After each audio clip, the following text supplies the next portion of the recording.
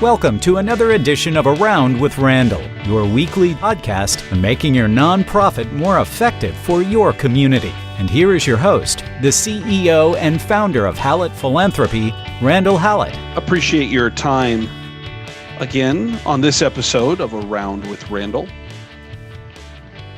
I have, in this pre-Oscar season, been enjoying movies on TCM, Turner Classic Movies. And maybe that's not your favorite station, but it's amongst my favorite stations. I grew up in a household where my mother watched, at that time, it was AMC, American Movie Classics, then followed by Turner Classic Movies. And nowadays, find myself watching many of those same shows that I enjoyed with my mom 30, 40 years ago. You might be asking, why is this relevant to today's conversation? It's interesting. I have been mixing this idea in my head of some of the greatest films of all time and what's going on in philanthropy today. So a little insight into my world. And the reason why it's appropriate now is Turner Classic Movies plays famous movies more consistently, more well-known famous movies from the past because they won an Oscar, maybe Best Picture, maybe it was choreography, maybe it was cinematography, but they pull some of the best movies of all time. Some of my all-time favorites are Some Like It Hot with Tony Curtis, Jack Lemmon, Marilyn Monroe, just a classic. Casablanca, certainly with Humphrey Bogart.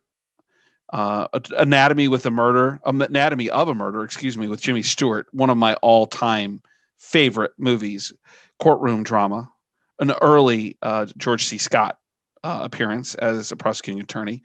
Sunset Boulevard with Gloria Swanson and William Holden. The Man Who Knew Too Much with Jimmy Stewart. Any Alfred Hitchcock movie. Vertigo, North by Northwest, Rear Window with Jimmy Stewart again. Even musicals like Singing in the Rain with Gene Kelly, Donald O'Connor, and Debbie Reynolds. And you can tell I watch a lot of these movies. When you ask people today what are some of the greatest movies, they certainly list good ones. I would not deny that the works around the series of The Hobbit, or they mention movies like The Green Book, or they will mention movies usually made in the last 10 or 15 years. But how few people have a context of the amazing films that occurred in the 1930s, 40s, and 50s after the first talkie with the jazz singer in 1927. Why is this all relevant? In some ways, philanthropy is driven by the information of today. And I would also feel very similarly, as I do about movies, that there's some amazing things that are happening in the world of fundraising that we should be paying attention to. The work that Donor Search is doing with Aristotle and predictive modeling, likelihood, driving more of the conversation about who we reach out to is critically important. But some of the most important research, some of the most important lessons learned came from studies that happened a long time ago. And the further we get away from them, the more I am both mystified and stunned that most fundraisers haven't read them, don't understand them, and don't have any idea of the value that they bring potentially to their career and to matching what donors and philanthropists are trying to do with the nonprofits those fundraisers represent. I want to take from two today. And at the end, we'll talk about the tactical, about what you might be able to do. The first I would start with is a book by the all-time great fundraisers, Gerald Panis, who passed away a few years ago, called Mega Gifts. And I use it all the time in context with educating boards and CEOs and C-suites about what donors are trying to tell us. Gerald Panis did this study where he interviewed 50 men and women who were philanthropists, larger donors, not $50. These are major gift or into principal gift levels. And then he interviewed over 1,000 nonprofit leaders. And the questions were generically, for time's sake here, very similar in that why is it that you choose to give? What engages you? What makes this worthwhile for the donor? And then the same question, why do donors engage and give to the nonprofit leaders? And what they found is that the answers weren't the same. Nonprofit leaders thought it was about things like belief in mission and community responsibility or pride, interest in a special project, possibly service on a board, memorial opportunities. What he found is donors told him very simplistically that number one, they enjoy the opportunity to give. They give because they were asked, and they believe that their gift can make a difference. They also have such belief in the direction of the organization. It meets with their individual sense of morals, values, and impact. There's fiscal stability. They want to know the organization is going to be there for a long time. That they have great respect for the institution, and the institution or the organization is respected in the community. And they also have respect for its volunteer leadership. The chasm between those two perspectives is really important because it's really, I think, centers us on the idea of two vastly different perspectives: donor-centered or organizational-centered. Nonprofit leaders, and this was done in 1987, but I don't think it's changed at all, would tell you that they know what they need and the community should give to that. I'm not indicating that an organization shouldn't know what it needs, but if you want someone to engage at a high level, you've got to go to them and be donor-centered. What is it they want to accomplish? And are there things you're doing that are priorities meeting with that level of expectation? In these podcasts, I've mentioned many times one of my favorite mantras in fundraising practice. Ask somebody for money, you'll get advice. Ask them for advice, you'll get money. I don't know where the original quote ever came from for that, but it's one I didn't make up. I heard someone else say long, long time ago, and it really stuck with me. And that's what Gerald Panis's book is really saying. It's really based on the idea that if we allow members of our community to learn more about who we are and we listen about what they're trying to accomplish, we can better understand how to move them into major gift and principal gift conversations if we can merge the two. But it doesn't start with just the organization. Mega gifts come because people are emotionally tied to what you're trying to accomplish, and you were able to build a relationship based on trust and listening and their interests and tie that all together in a wonderful package. Mega Gifts by Gerald Panis. The other book study from 1994, if I remember correctly, was a book by the study done by Prince and File.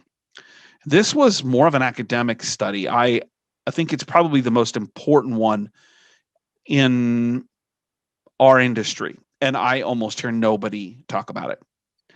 Really, what Prince and File did is they took a look at thousands of donors and started a process of figuring out how they can categorize these donors into different segments. And then more importantly than that, what can you say to certain these segments differently than another segment? So, and I'll talk about this here in a second. How do you communicate? What is it they want to hear? What activity would they be involved with? What is their psychological rationale for giving? It's a complete dossier on every donor in America. You have to figure out which one of these categories they fit into, and then change your communication, your particular conversations, what the impact will be, how you engage them based on these criteria. And it's psychological. And again, The 7 Faces of Philanthropy by Prince and File, 1994. What are the 7? If you've worked with me, you've heard me talk about this. For those that haven't, you might write this down. Prince and File broke these out into 7 particular segments. The first is the communitarian, someone who wants what's best for the community overall. the devout, the religious, that giving's a moral impetus inside of them. The investor, that it's good business. The socialite, that giving's fun and it's filled with relationships and activities. The altruist, they feel like they have a responsibility to make the world a better place. The repayer, they do their giving because they're saying thank you for something that's happened. The dynast, which is the family held tradition that that the family or the family unit has been doing this for generations, and it's learned as a part of their upbringing and a part of their growth. Why is this important? Because what you learn is that when you're talking to someone like an investor, the idea of business plans is really important. But if you're talking to the devout, they don't care about business plans. This is about moral obligation. The difference between the repayer, somebody who wants to say thank you for what's happened to them, and I think about education and healthcare being primary areas, grateful patients and alumnus being primary in this area. Their engagement is based on how they can give back on what's happened to them and the reasons for their success in life or in healthcare for living, versus a socialite who will only probably engage when there's an immense amount of social activity. Communitarian, devout, investor, socialite, altruist, repayer, dynast. I would recommend The Seven Faces of Philanthropy for anyone who's in this profession. And I would recommend, and that was by Prince and File, 1994. I would also recommend Gerald Panis's Mega Gifts from 1987. How are these connected to the movies that I started with? Because if you ask younger people today, they've never heard of them. They don't know their value. They don't take the wisdom that has come from these and utilize them for their own professional growth, but also the value and impact of their organization, the nonprofit they're representing. So what are the tactical pieces of all of this? The first thing is, I would argue that if you haven't read these two publications, these two studies, you need to do so. If you don't want to read the books, there are a whole bunch of places you can go online and find details about them. So you could read maybe the equivalent of a Cliff Note. I think there's more value in the totality of the research, but a little bit is better than none. So the first tactical thing is recognizing that the most valuable things that could be beneficial to you in your career may not have actually only happened in the last 10 or 15 years. There was time before that. The second thing is, I don't want, as we become more technologically savvy, is we become more driven towards metrics and results. Things that I believe in are good for our industry and for the nonprofits we represent. I don't want to forget that the baseline of what we do is based in the idea of relationships. And getting someone to see our organization as a value add. And these are two books, two publications, two groups of outcomes or research points that can really help you do that, make you more effective. Isn't that what we're here for? Isn't, as a tactical suggestion, the ability for you to more greatly increase your ability, your understanding of relationship building overall, what we're aspiring to individually, organizationally? The third thing is, I would not just take these and learn them. I then would begin to apply them. If you are trying to figure out how to cultivate a particular donor, third tactical suggestion, try to put them in the shoes of Gerald Panis's construct of the mega donor, and figure out why they want to engage. And then even further break it down through the 7 phases of philanthropy into what kind of donor they might be. And if you do your research, you'll figure out that certain types of communications, certain types of activities are more beneficial for certain people's perspective. And put that into your cultivation plans. Put that into the value that you could deliver this person in terms of developing the relationship. I want our industry to always be, and the individuals therein, to always be lifelong learners. There's such value individually, personally, and professionally for someone who is continually trying to improve. And so the challenge, the tactical, is for you to do that. These are 2 amazing studies that many people have never taken the time to sit down and read, to understand. And you would find great value in being better at what you do if we just don't spend our learning on the last 5 years, but look at some of the great historical work that's been done that's tried and true and will continue to be into the future. Just a couple of reminders.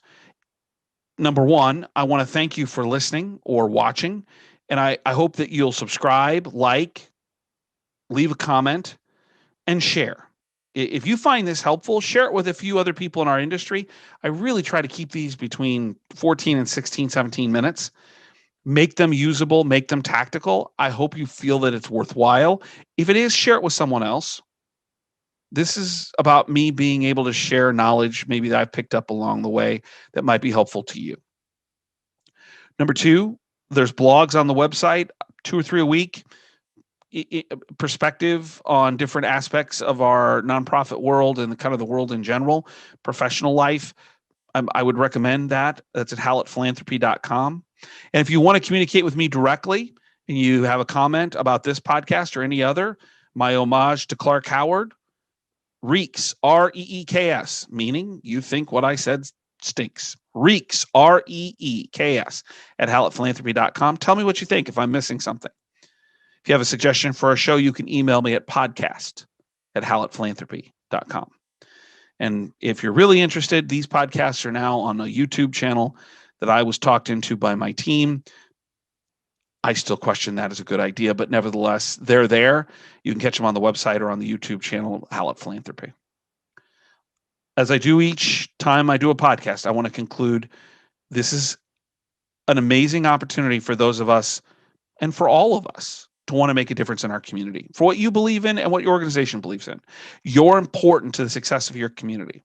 You're important to the success of your organization. Your organization is critical to filling holes in the community for whatever it does as a nonprofit service to ensure your community is a better place. Thank you for what you do. It's important. And there may be the mundane and the trial and tribulation with everyday work, but I'm telling you, in the totality of what it is you're responsible for, it makes a difference. And I hope you feel that value. I hope you know how important it is. Remember my all-time favorite saying, some people make things happen, some people watch things happen, then there are those who wondered what happened. We are people. We are an industry of people, and you yourself as being someone who makes things happen for people wondering what happened. And I don't know a better way to spend a professional life. I hope you feel the same. And I hope you'll join me again next time on Around with Randall. And don't forget, make it a great day.